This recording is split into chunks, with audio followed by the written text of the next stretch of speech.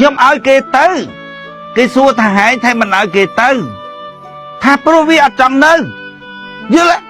គឺថាអត់មានរឿងខុសអាណាទេអាណាខុសអញខុសឬវាខុសអញអត់និយាយទេគឺវាចង់ទៅយល់ហើយគិតតាកាមើលបើគេល្អបើគេនោះល្អបើគេល្អមានហែងអាក្រក់បើគេចង់ទៅយល់មានហែងអាក្រក់បើហែងអាក្រក់ហែងទេមិនមកគេទៅយល់បើគេវាមិនសមគូហែងគេទៅមិនត្រូវចុះបើហែងល្អវិញហើយចាបើហែងល្អអ្នកចាញ់ចង់ចាញ់មិនអាក្រក់ហើយបើអាក្រក់ហែងមិនចង់ទុកគេហើយគិតហេតុផលមើលគិតហេតុផលឲ្យដឹងខុសដឹងត្រូវអញ្ចឹងបានថាត្រូវតែឲ្យគេទៅព្រោះគេចង់ទៅអត់មានគិតថាហែងល្អហែងអាក្រក់អីអនាគតណាទៅកុំថាតែប្តីតែប្រពន្ធសូម្បីតែក្រុមហ៊ុនធ្វើការងារនេះណាបុគ្គលិកធ្វើការបុគ្គលិកធ្វើអីហ្នឹងអញគ្មានទេឲ្យតែវាចង់សុំឈប់អញឲ្យឈប់ភ្លាមគ្មានថាហីសុំឈប់ទៅដាក់ច្បាប់ការងារនោះមួយខែពីរខែអីមុនអីណាអញមិនបាច់ពីរខែទេហើយចង់ឈប់ទៅឈប់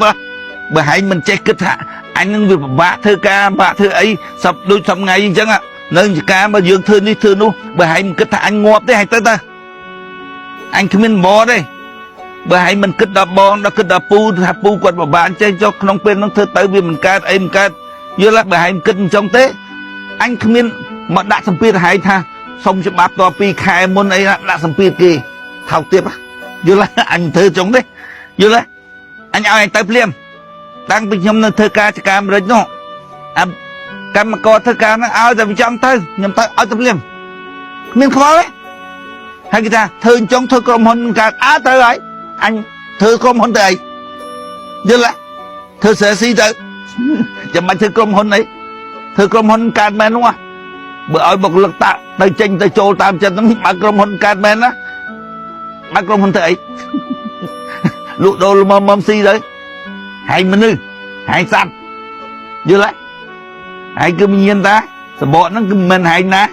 ហែងជារបស់មួយមានវិញ្ញាណតាទុកគិតដឹងខុសត្រូវតា